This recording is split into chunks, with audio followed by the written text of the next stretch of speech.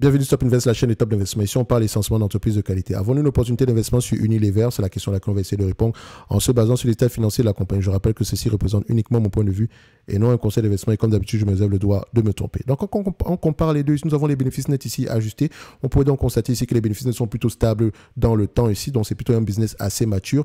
Qu'on compare également avec le revenu par action. Donc, le revenu par action ici, comme on peut le voir à ce niveau, on s'attend à un nombre d'actions on s'attend à un bénéfice net par action, enfin pas un bénéfice net, on s'attend à un nombre d'actions moins élevé pour 2024 et 2026.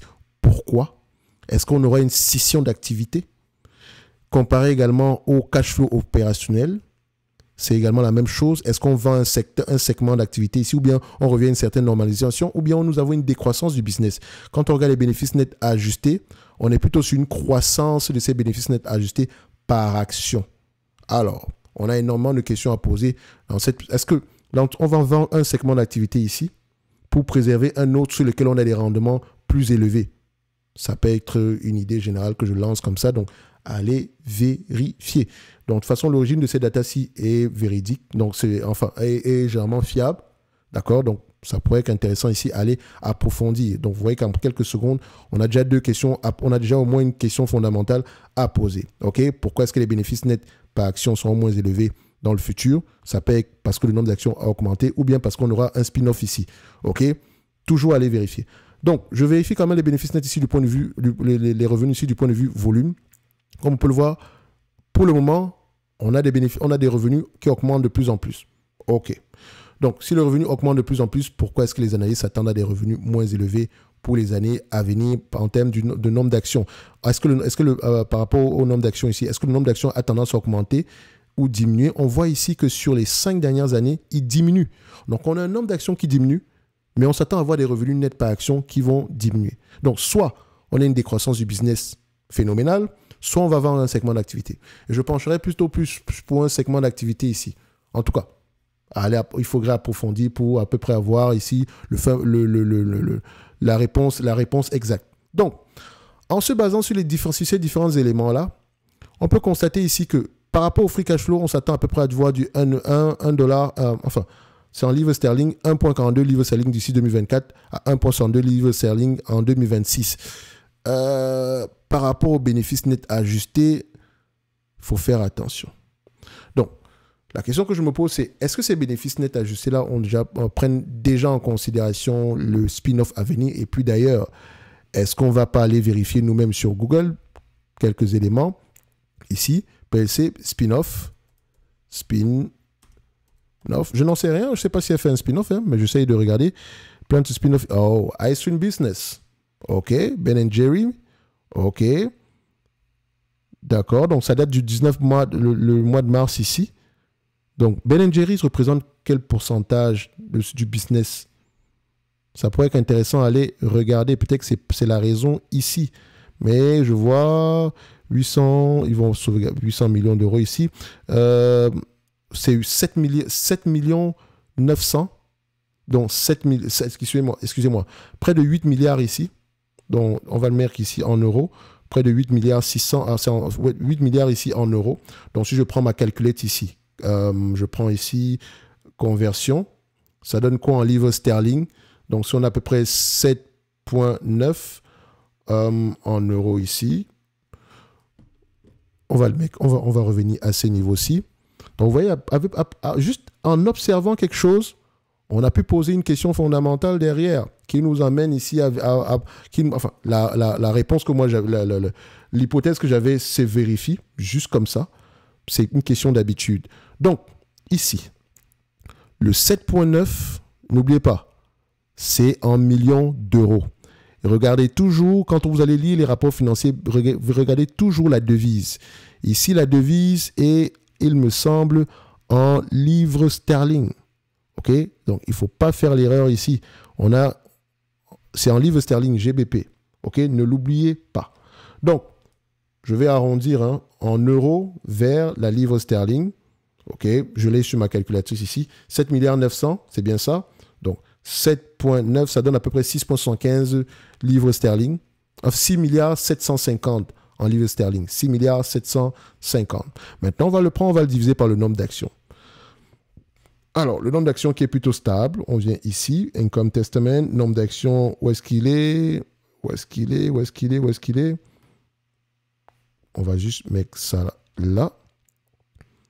Je reviens ici, en grand max, le nombre d'actions, où est-ce qu'on l'a? Voilà.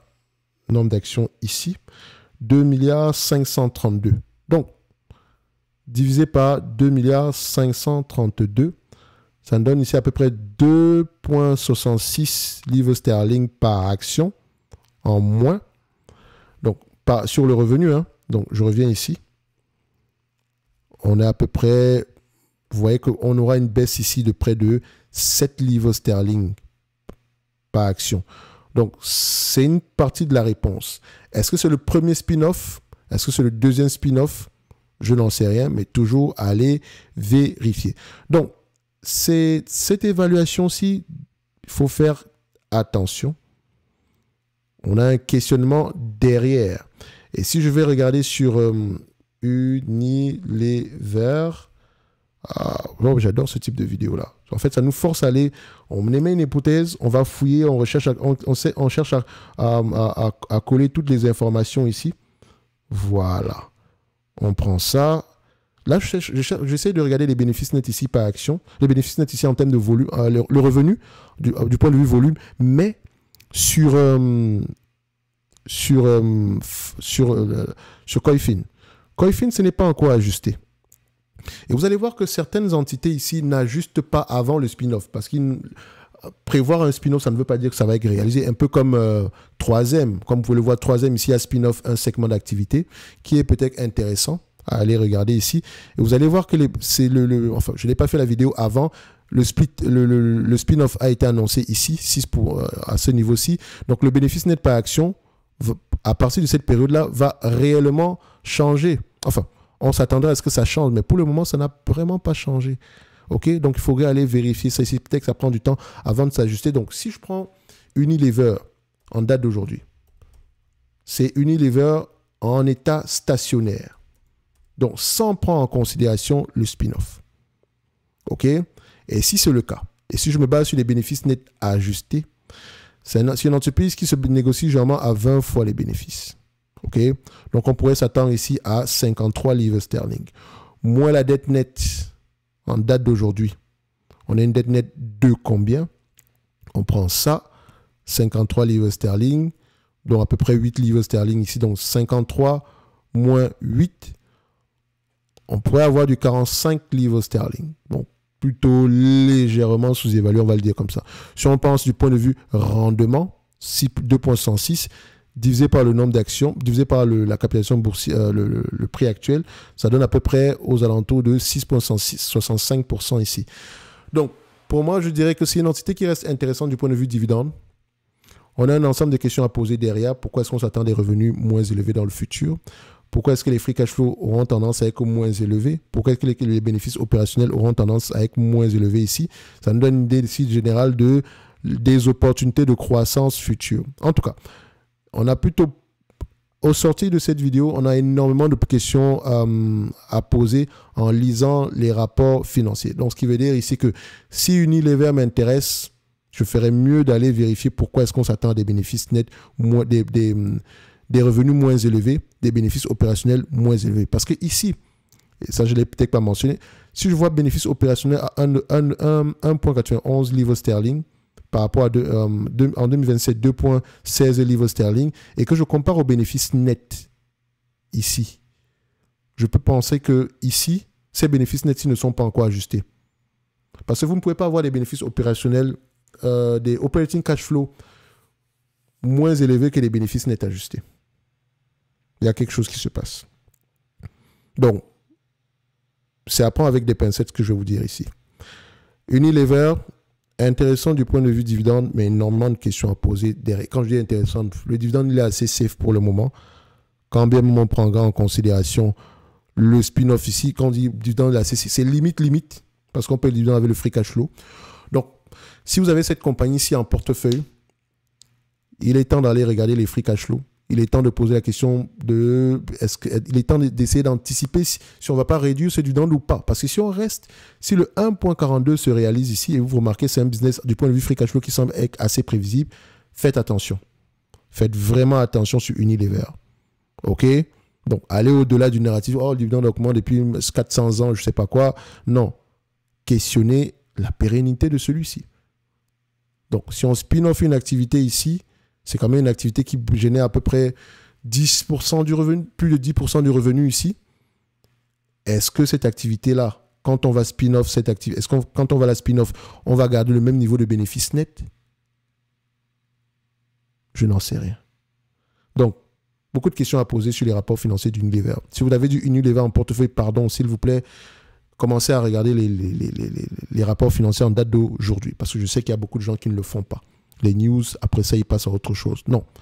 Beaucoup de questionnements au-delà des chiffres sur cette compagnie-ci. En tout cas, ça reste une entité assez correcte. C'est quand même Unilever, on s'entend. D'accord? Ça reste une entité assez correcte ici.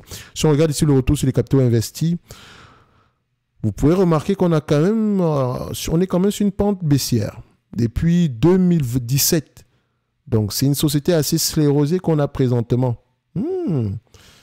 En tout cas, il y a beaucoup de choses qu'il faudrait aller poser comme question ici.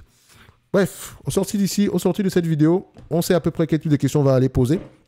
Et j'espère que, dites-moi en commentaire si vous avez du Unilever, si vous avez ici des réponses par rapport aux questions que je me pose, d'accord?